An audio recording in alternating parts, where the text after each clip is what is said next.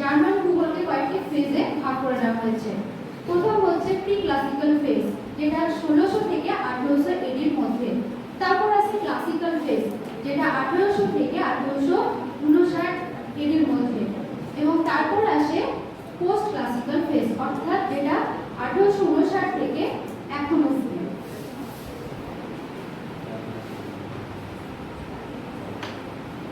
তো প্রথমে আছে প্রি ক্লাসিক্যাল ফেজের সম্পর্কে। প্রি ক্লাসিক্যাল ফেজের সপক্ষে বিভিন্ন ভৌগোলিক বিভিন্ন মতবাদ তত্ত্ব দিয়েছে। তো তাদের মধ্যে একজন উল্লেখযোগ্য ভৌগোলিক হলেন ভ্যারিনিয়াস, বার্নহার্ড ভ্যারিনিয়াস। তো বার্নহার্ড ভ্যারিনিয়াস জার্মানির হার্নবুক শহরে জন্মগ্রহণ করেছিলেন। তিনি ভূতত্ত্ব, পদার্থবিদ্যা, গণিত ইত্যাদি বিষয়ে অধ্যাপনা করেছিলেন। তো ভূগোলের ক্ষেত্রে তার বেশ কিছু গুরুত্বপূর্ণ মতবাদ আছে। যেমন আমরা এখন যে মানচিত্র নিয়ে ভূগোলে পড়াশোনা করছি, সেই মানচিত্রের জ্ঞানকে এই বার্নহার্ড ভ্যারিনিয়াসই প্রথম ভূগোলের পরিধির মধ্যে নিয়ে এসেছিলেন। এছাড়াও বার্নহার্ড ভ্যারিনিয়াস সাধারণত আঞ্চলিকরণ ভূগোলের জন্ম দিয়েছিলেন, আঞ্চলিক ভূগোলে, অর্থাৎ যেখানে একটি অঞ্চল বা এলাকা বা একটি ক্ষেত্র বা জমি বা প্রাকৃতিক পরিবেশের ওপর বিভিন্ন প্রাকৃতিক এবং সাংস্কৃতিক বিভিন্ন দৃষ্টিভঙ্গির প্রতিচ্ছবি তুলে ধরা হয়।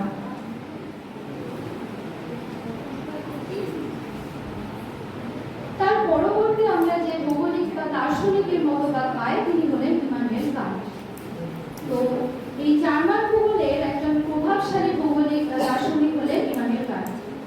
তিনি যেহেতু দার্শনিক ছিলেন, তাই তিনি সাধারণত ভূগোলের পঠন পাঠনকে দার্শনিক দিক থেকে ব্যাখ্যা করেছেন। অর্থাৎ ভূগোলের ক্ষেত্রে তিনি বলেছেন যে ভূগোল হচ্ছে স্থানভিত্তিক জ্ঞানের বন্টন। অর্থাৎ যদি আমরা ইতিহাসের ক্ষেত্রে দেখতে যাই, তাহলে দেখবো যে বিভিন্ন সময় অনুযায়ী পর্যায়ক্রমিকভাবে কিভাবে পরিবর্তন এসছে সেগুলো আলোচনা করা হয়। কিন্তু ভূগোলের ক্ষেত্রে তিনি বলেছেন যে বিভিন্ন এলাকায় বা অঞ্চল বা স্থানের উপর ভিত্তি করে বিভিন্ন বন্টন দেখা যায়। এছাড়াও তিনি অবরোহী এবং আরোহী পদ্ধতির মাধ্যমে ভূগোল পঠন পাঠনের পদ্ধতি প্রচলন করেছেন। অর্থাৎ আরোহী বলতে যখন আমরা একটি সিদ্ধান্ত থেকে উদাহরণ পাই। অর্থাৎ যদি উদাহরণ হিসেবে বলি যে প্রথমে আরোহীর ক্ষেত্রে আমাদেরকে একটা সমীক্ষা করতে হবে, ক্ষেত্র সমীক্ষা। তারপর সেখান থেকে আমরা নানা রকম তথ্য পাবো। সেই তথ্যের উপর ভিত্তি করে আমাদেরকে একটি হাইপোথিসিস নির্মাণ করবো এবং সেখান থেকে আমরা একটি উদাহরণ পাবো। এবার আসে অবরোহী পদ্ধতি। তো অবরোহী ক্ষেত্রে একটু আলাদা। যেমন এক্ষেত্রে আমরা কোনো উদাহরণ থেকে সিদ্ধান্তে আসবো। অর্থাৎ এক্ষেত্রে আমাদেরকে কি করতে হবে, প্রথমে একটি হাইপোথিসিস কল্পনা করে নিতে হবে। তারপর সেই হাইপোথিসিসের উপর ভিত্তি করে আমরা ক্ষেত্র সমীক্ষা করবো এবং তা থেকে যে তথ্য পাবো সেখান থেকে আমরা সিদ্ধান্তে আসতে পারবো। এছাড়াও তার আরেকটি মতবাদ হচ্ছে গ্যাসীয় তত্ত্বের মতবাদ। অর্থাৎ আজকে যেখানে সৌরজগৎ, আমরা যদি বহু কোটি বছর আগের কথা ভাবি, সেখানে এই সৌরজগৎ কিন্তু একাধিক গ্যাসীয় কণা দ্বারা পূর্ণ ছিল এবং গ্যাসীয় কণাগুলি ছিল নিশ্চল এবং শীতল। কিন্তু একসময় মাধ্যাকর্ষণ শক্তির প্রভাবে এই গ্যাসীয় কণাগুলির মধ্যে একে অপরের উপর আশ্রয় করতে থাকে। ফলে স্বাভাবিকভাবে এদের মধ্যে গতি এবং গতিবেগ এবং শক্তি সৃষ্টি হয়। ফলে এগুলি গতিবেগ এতটাই বেড়ে যায় যে একটি বিশাল আকারের পিণ্ড, নীহারিকা পিণ্ড সৃষ্টি করে এবং নীহারিকা পিণ্ড একসময় ঘুরতে ঘুরতে নিরক্ষীয় তল বরাবর প্রবল কেন্দ্র বহির্মুখী বলের সৃষ্টি করে এবং এই মাধ্যাকর্ষণ শক্তির থেকে কেন্দ্র বহির্মুখী বলের পরিমাণ বেশি হয়ে যায়। তখন কি হয়, নীহারিকা থেকে কণাগুলো এক এক বলয়ের আকারে বেরিয়ে যেতে থাকে এবং এভাবে এক এক করে গ্রহের সৃষ্টি হয়।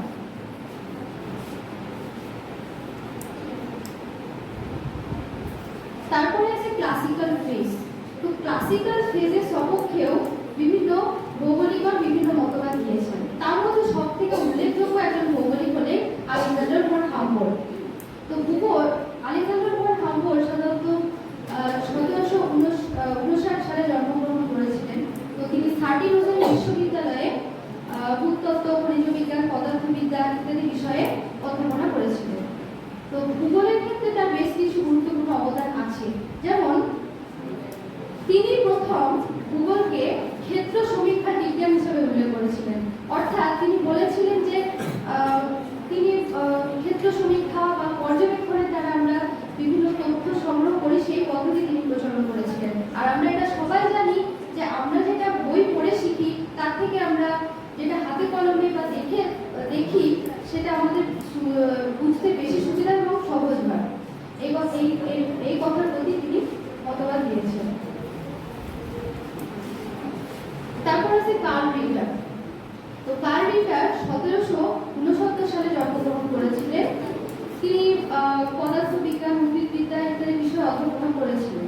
তো ভূগোলের ক্ষেত্রে তার অবদান হলো তিনি প্রথম ভূগোল গঠন কাঠামোকে মানুষ কেন্দ্রিক ভূগোল হিসাবে তুলনা করেছিলেন। অর্থাৎ ভূগোলের বিভিন্ন বিষয়ের সঙ্গে মানুষের হস্তক্ষেপ আছে, মানুষের জীবন আচরণ ইত্যাদি জড়িত, এই কথা তিনি বলেছিলেন।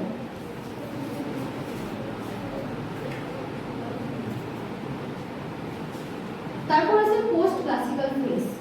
তো পোস্ট ক্লাসিক্যাল ফেজ এর ক্ষেত্রে যদি আমরা দেখি তো বিভিন্ন ভৌগোলিকের মতবাদ আমরা পাবো। তো প্রথমে যিনি হচ্ছেন অস্কার ফার্ডিনান্ড পেস্টেল। তো পেস্টেল হচ্ছে শেষ জার্মান ভূগোল, যার পরপরই ভূগোলের পঠন পাঠন ডারউইনের বিখ্যাত অরিজিন অফ স্পিসিস নামক গ্রন্থে দ্বারা প্রভাবিত হয়। তো পেস্টেল ভূগোলকে প্রাকৃতিক ভূগোল হিসাবে তুলনা করেছেন এবং তিনি ভূগোলের ক্ষেত্রে আরেকটি বিষয় উল্লেখ করেছেন যে তুলনামূলক ভূগোল। অর্থাৎ তুলনামূলক ভূগোলের ক্ষেত্রে আমাদের নির্দিষ্ট একটি লক্ষ্য এবং উদ্দেশ্য থাকবে। অর্থাৎ আমি একটি গ্রাম আর একটি শহর বা নগর, এই দুটোর মধ্যে যদি তুলনা করব ভাবি, তাহলে আমার একটা নির্দিষ্ট উদ্দেশ্য বা লক্ষ্য থাকতে হবে, যার উপর বেস করে আমি দুটোর মধ্যে তুলনা করতে পারবো বা করবো। এই কথা তিনি বলেছেন। তারপর আছে ফার্ডিনান্ড ভন রিchthofen। তো ফার্ডিনান্ড ভন রিchthofen ছিলেন বিশেষত প্রাকৃতিক ভূগোল বিষয়, অর্থাৎ প্রাকৃতিক বিভিন্ন বিষয় যেমন আবহাওয়া, জলবায়ু, উষ্ণতা, বৃষ্টিপাত, নদী ইত্যাদি বিভিন্ন বিষয়ে তিনি বিস্তর ব্যাখ্যা দিয়েছেন এবং পঠন পাঠন করেছিলেন।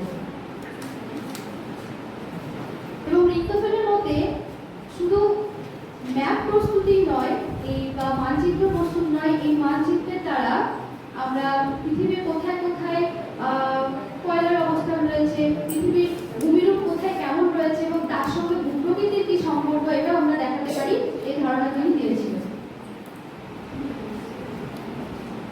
তারপর আছে ফার্ডিনান্ড রাটজেল। ফার্ডিনান্ড রাটজেল শিক্ষা লাভের পর তিনি দেশ দেশান্তরে ভ্রমণ শুরু করেছিলেন, যা তাকে একজন ভৌগোলিক হিসাবে পরিণত করতে সাহায্য করেছে।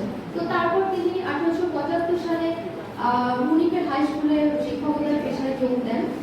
তো রাটজেলও এই ভূগোলের ক্ষেত্রে বেশ কিছু গুরুত্বপূর্ণ মতবাদ রেখে দিয়েছেন।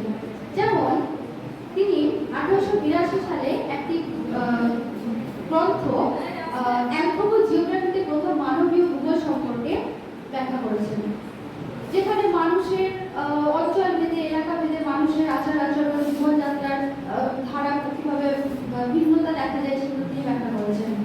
এবং তিনি জিও পলিটিক নামে একটি গ্রন্থ লিখেছিলেন, যেখানে রাজনৈতিক ভূগোল সম্পর্কে ব্যাখ্যা করেছেন। অর্থাৎ যেখানে রাষ্ট্রের স্থান, রাষ্ট্রের কার্যকারণ, পরিকাঠামো, পরিধি, আয়তন, আকৃতি এগুলো বিস্তৃতি লাভ করেছে। তারপর আসে অ্যালবার্ট পেন, যিনি এই জার্মান ভূগোলের ক্ষেত্রে একজন অন্যতম গুরুত্বপূর্ণ ভৌগোলিক। তো অ্যালবার্ট পেন প্রথম একজন ভূতাত্ত্বিক ছিলেন। তো তিনি প্রথম আল্পস পর্বতের হিমবাহ সম্পর্কে পুঙ্খানুপুঙ্খ তথ্য দিয়েছেন। তো আল্পস পর্বত হচ্ছে ইউরোপের সর্বোচ্চ পর্বতমালা, যার দৈর্ঘ্য হচ্ছে 1200 কিলোমিটার। তো এটি সাধারণত ইউরেশিয়ান এবং আফ্রিকান এই দুই টেকটনিক প্লেটের সংঘর্ষের ফলে দীর্ঘ বছর ধরে সৃষ্টি হয়েছে। তো এই আল্পস হিমবাহটি ইউরোপের জলবায়ুকে গভীরভাবে প্রভাবিত করে এবং বৃষ্টিপাতকে নিয়ন্ত্রণ করে এবং কাছাকাছি বিভিন্ন অঞ্চলের জলবায়ু বিভিন্ন রকম হয়ে থাকে, এই কথা তিনি বলেছেন। এছাড়াও আরেকটি মতবাদ আমরা পাই, তিনি বলেন সেটি হলো ভূমিরূপের শ্রেণী বিভাগের মতবাদ। অর্থাৎ পৃথিবী বৈচিত্র্য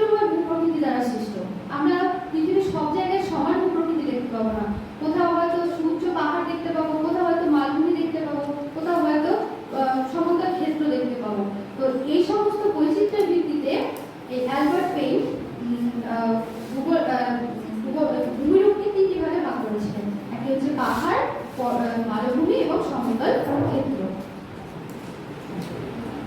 এবং এই সমস্ত তথ্যগুলি থেকে তার একটি বিখ্যাত গ্রন্থ মরফোলজি অফ আর্থ সারফেস নামক বইতে তিনি লিপিবদ্ধ করেছেন। এরপর আছে ওয়াল্টার পেন।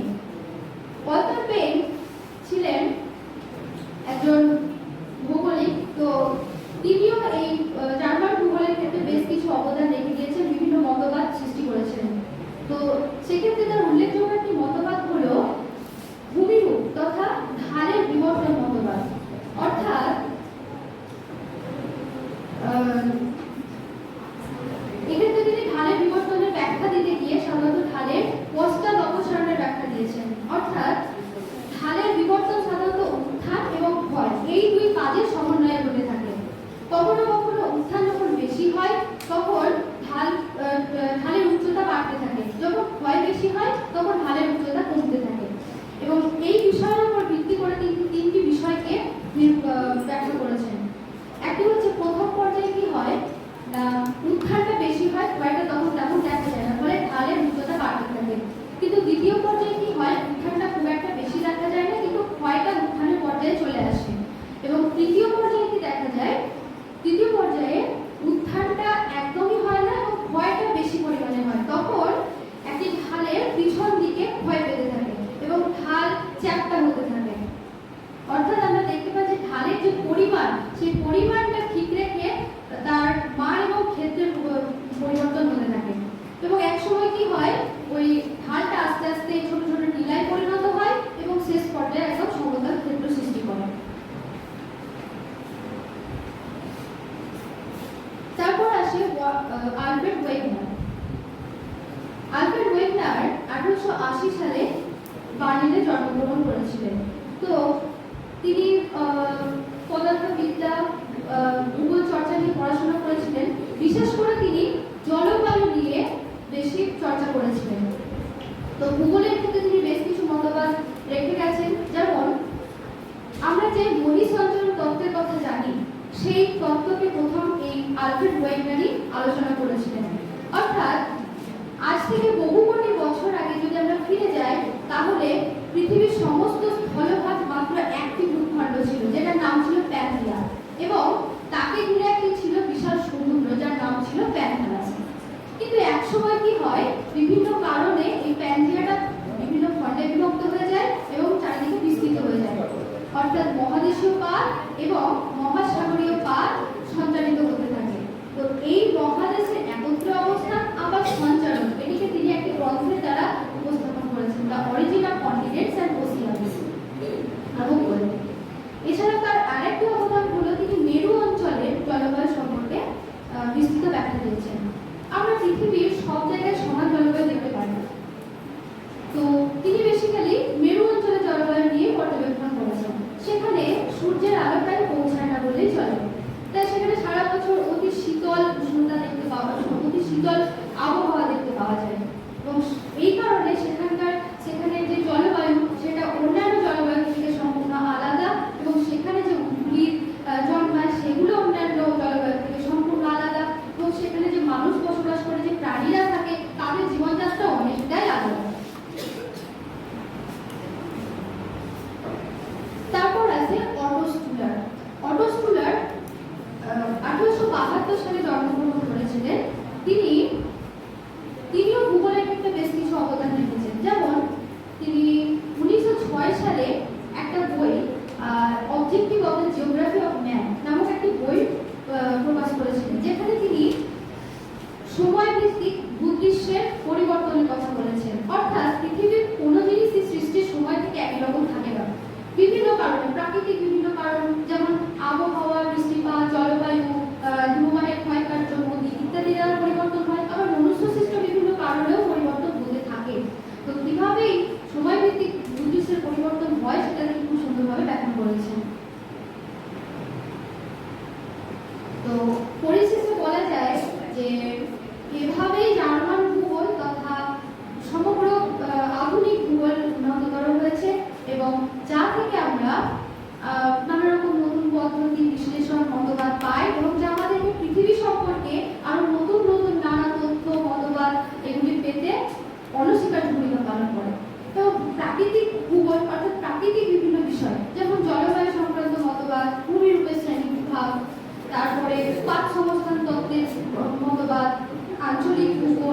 তারপর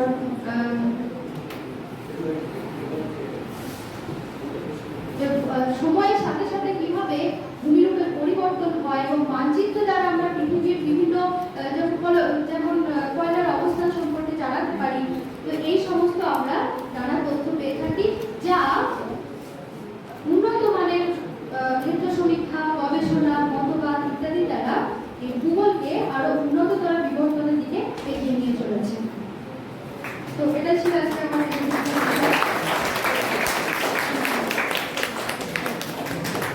ধন্যবাদ শ্রাবণীকে। স্টুডেন্টসদের মধ্যে যদি কারো কোনো কোয়ারি থাকে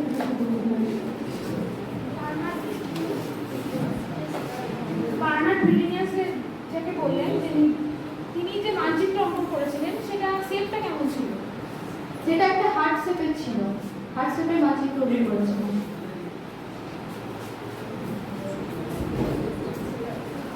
আচ্ছা, তুমি বিভিন্ন ফেজের কথা বলছিলে, ক্লাসিক্যাল, পোস্ট ক্লাসিক্যাল, তাই তো? তো এইগুলো কিসের উপর বেস করে করা হয়েছে? এগুলো অ্যাকচুয়ালি বিভিন্ন পর্যায়ক্রমিকভাবে পরিবর্তন এসছে, তো সেটাকে ভাগ ভাগ করে নিয়ে বর্ণনা করা হয়েছে। মানে কিভাবে ক্লাসিক্যাল বা পোস্ট ক্লাসিক্যাল, কত থেকে কত পর্যন্ত ক্লাসিক্যাল, এগুলো কিভাবে বলবো? মানে এই যে ক্লাসিক্যাল থেকে পোস্ট ক্লাসিক্যালে গেল, তো কিসের উপর বেস করে ক্লাসিক্যাল থেকে পোস্ট ক্লাসিক্যাল হলো, বা প্রি ক্লাসিক্যাল থেকে ক্লাসিক্যাল কি করে গেল? আসলে বেসিসটা কি ক্লাসে ভাগ করবে।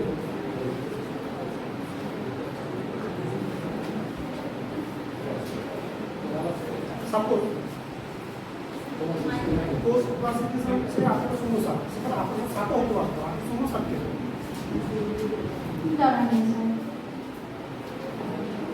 রয়েছে।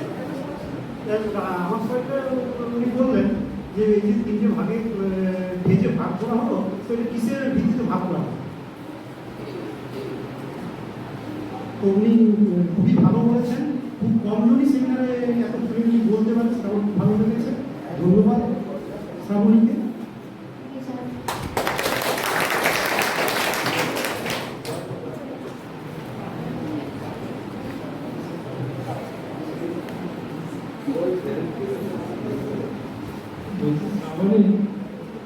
মানে অনেক ভৌগোলিকের তুমি নাম করেছো বা জেনেছো, তাদের জন্মবৃত্তান্ত বা কি ধরনের পড়াশোনা করেছো।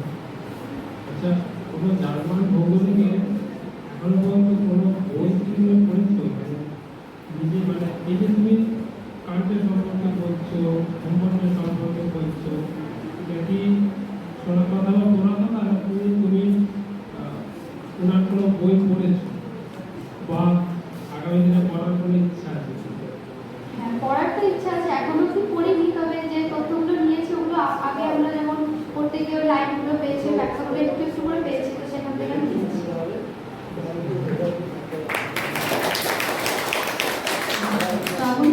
ফার্স্ট অফ অল তোমার খুব অনেক ধন্যবাদ, এই কারণে তোমার বলার ধরন আর প্রেজেন্ট করার অসাধারণ এক্সপ্লেন করেছো। মানে যেভাবে স্পন্টেনিয়াসলি বলে গেছো, তোমার প্রেজেন্টেশন স্কিল খুব ভালো। সেরকম আমার তরফ থেকে সেই অর্থে মানে পুরোটাই প্রায় কাভার করে দিয়েছো। জাস্ট আগের দিলেও বাকি যেন আর সময় না, ও যেন প্রত্যেক দার্শনিকের যে এজ মানে বার্থ অ্যান্ড ডেট ইয়ারটা মেনশন করেছিল না, ওইটা একটা ফলো করলে না যারা শুনছে ধরো তোমার ভাই বোনরা একটা পিরিয়ডটা সম্পর্কে ধারণা হয়, বুঝতে পেরেছো? ওই জায়গাটা চেষ্টা করে দিচ্ছি।